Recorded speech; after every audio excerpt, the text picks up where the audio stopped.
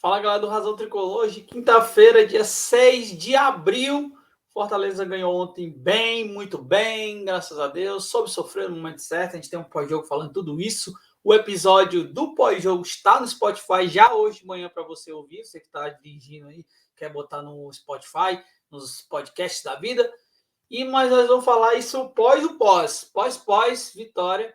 Fortaleza assume a liderança do seu grupo. Mas mais do que isso, é um passo pesado, um passo forte para quem vem para quem vai, né, na verdade, para um jogo sábado decisivo de um pentacampeonato inédito na história do futebol cearense.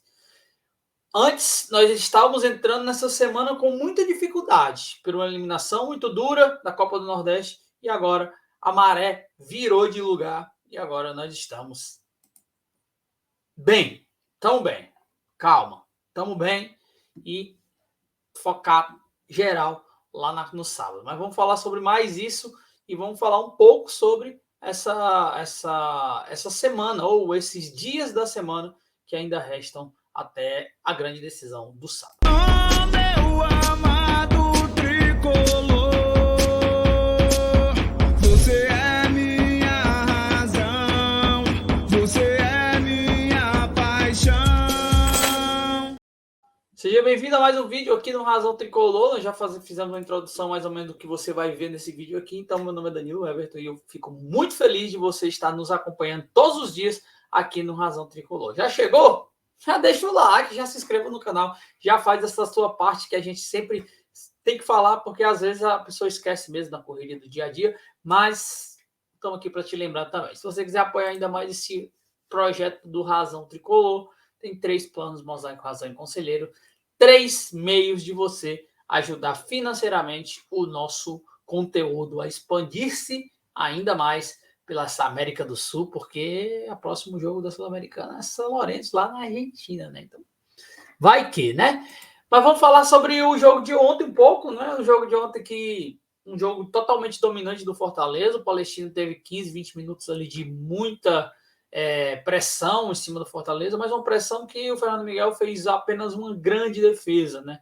E uma chegada, e o Brits tirou uma bola de dentro do gol. A gente falou muito sobre isso no nosso pós-jogo ontem, eu e o Dr. Edson, e tá no Spotify para você conferir tudo que a gente falou ontem, mas eu quero falar mais dessa questão psicológica do time, porque a gente tinha falado que o Fortaleza estava sem psicológico, o time tinha entrado no Clássico Rei meio que deixando a desejar nesse quesito, e lógico, nós sabíamos que não era só a questão psicológica, mas era muito mais coisas envolvidas, cansaço, o time tendo essas participações em muitos campeonatos e não estava conseguindo sair do jogo do rival, né? Então o Fortaleza, ele tinha vindo de 2 derrotas, né? Derrotas pesadas aí pelo Cerro Porteño, e no meio disso ele empatou com o Ferroviário no jogo de ida, nos últimos minutos, gol do Lucero, um passe do Romero. Então assim, estava muito turbulento aquele momento.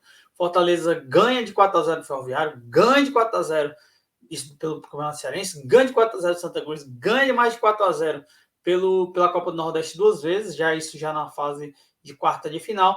E aí ele cai de novo a sua produção e cai para o rival na semifinal de Copa do Nordeste, um 3-2, que até hoje ninguém engoliu muito bem como foi aquela partida.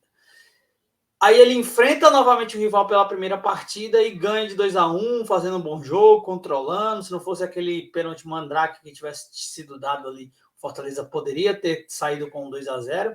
E a gente tinha um jogo importante, que é o Palestino pela Copa Sul-Americana. O Fortaleza precisa, né, fazer uma boa campanha. Para quem não lembra, para quem não sabe, é $100 mil por vitória. Então o Fortaleza embolsou isso pela vitória do Palestino pelo Palestino aí na Copa Sul-Americana. Venceu bem, assumiu a liderança, tem 3 gols de vantagem para o São Lourenço, próximo adversário do Fortaleza, lá na casa dele, lá na Argentina. E agora a gente parte por alguns dias aí, 3 dias, hoje, amanhã e depois de amanhã, depois de amanhã, será o jogo aí de 100 e tantos anos que o Fortaleza vai disputar. Como a gente imaginava, né? O Vojvoda mudou alguns jogadores, né? Mudou alguns jogadores, não mudou total esse grupo, não mudou total esse elenco, mas alguns jogadores que a gente até estava falando em lives aqui, na segunda, na terça, até na quarta, lá no Esquenta, nós estávamos aqui no Razão falando, pô, tem que poupar certo jogador, certo jogador.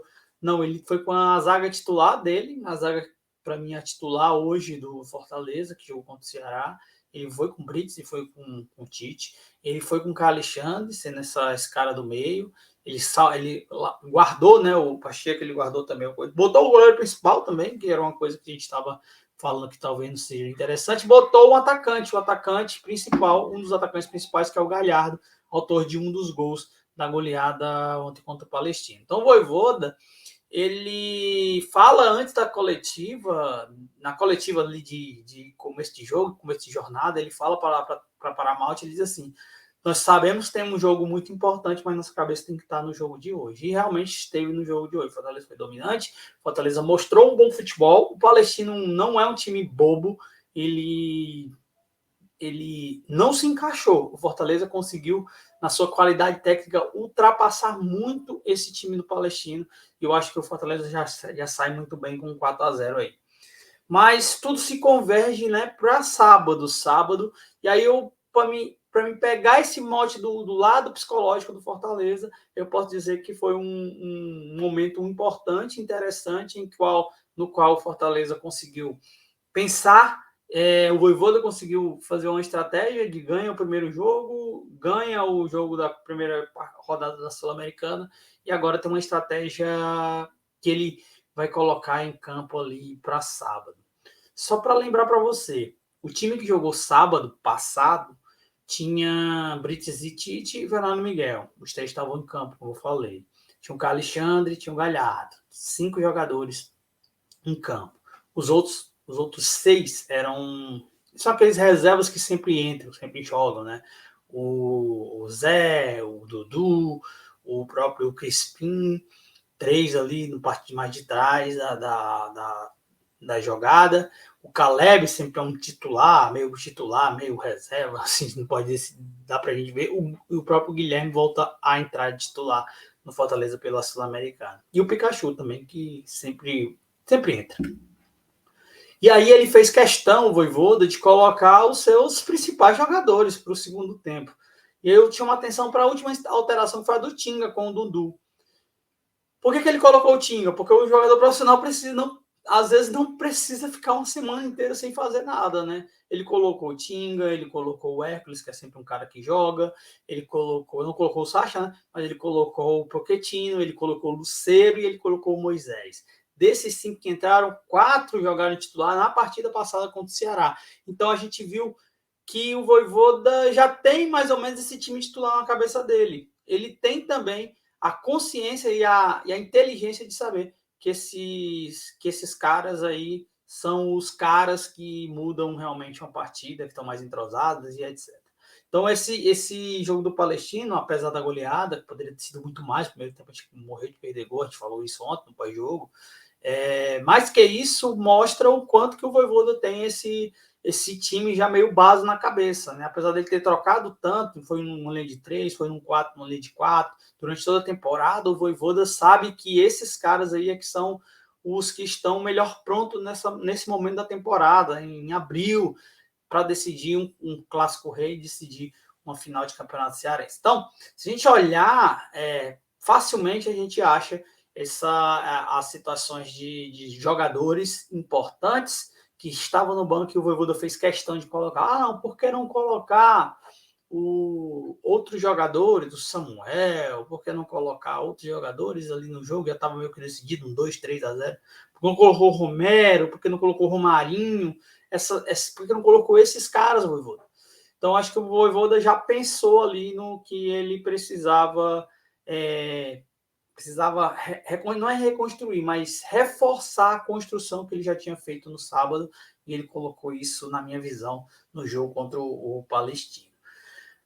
Primeira grande jogo a gente conseguiu, né? Primeira rodada da Sul-Americana, largamos muito bem nessa competição, uma competição que será muito importante, principalmente financeiramente e deportivamente, porque não? Fortaleza tem um bom time, tá aí todo mundo falando aí no meio do mundo, Fortaleza é até um dos favoritos para chegar bem longe nessa competição, mas tudo com calma, tudo com cabeça no lugar, humildade, sempre isso, pensando no melhor time para aquele dia. Vai trocar 5, vai trocar 6, vai trocar 4, 3, 7 jogadores, que troque, mas que a gente entenda ali que sempre o jogo é o mais importante, o próximo jogo é o mais importante, esse jogo que está agora é o mais importante.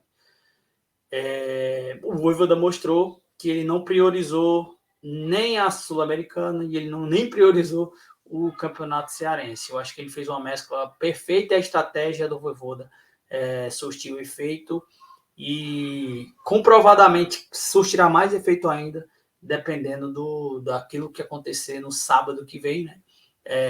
Que é um fator que a gente sempre está falando. Trazendo para o psicológico, os caras estão muito bem, né? A gente estava em baixa, como eu falei sobre os resultados, que a gente perdeu 2 para o Cerro Porteño, depois perde a eliminação para o Ceará. Estava em baixa naquele momento e já começa a subir essa estima, ou até o próprio torcedor já começa a respirar mais, né? Sonhar mais e pensar coisas maiores mais ainda, mas de fato o psicológico, acho que um equilíbrio está se acontecendo nesse momento da temporada. Que a gente estava em queda, acho que a gente começou não a subir demais, mas se equilibrar como um time tranquilo, porque no próprio jogo contra o Palestina a gente teve momentos de saber sofrer, mas a gente foi dominante em 80%, 70% da partida. Então o Vojvoda, ele leva esse time para uma final agora com a cabeça boa, na minha opinião, com um time base na cabeça, aquilo que jogou contra o Clássico pode se repetir muito, talvez uma alteração, talvez ali que possa acontecer, mas de fato chegamos num momento de total decisão e total apoio a esse elenco, a esse clube, para a gente conseguir os nossos objetivos. Então, minha reflexão de hoje é realmente uma reflexão de que, pelo que eu vi em outros lances aí da partida, que não foi só apenas o placar ou a situação de jogo, é que o Fortaleza se equilibrou novamente, e é muito importante se equilibrar novamente, tanto psicologicamente, como taticamente, como futebolisticamente, desportivamente. Acho que o Fortaleza dá muita moral a essas 2 vitórias, 2-1 no sábado passado e 4-0 ontem, em 2 competições importantes, nas quais o Fortaleza, até para todo mundo aqui que a gente vinha falando, para você, torcedor, também, seriam umas prioridades desse primeiro semestre, a competição internacional, assim como o Campeonato Cearense. Vamos ver. Agora, tem esse sábado, que é muito importante, tem um jogo do Asa de Marabá ali no meio da semana, e do Águia de Marabá, do Águia de Marabá, e tem um primeiro jogo também contra o Internacional, que eu já tinha falado lá, que uns 2 vídeos atrás, que é um jogo também para a gente dar uma olhada da competitividade desse time. Então, são mais 3 jogos importantes. Talvez o do Asa, o mais fácil, né?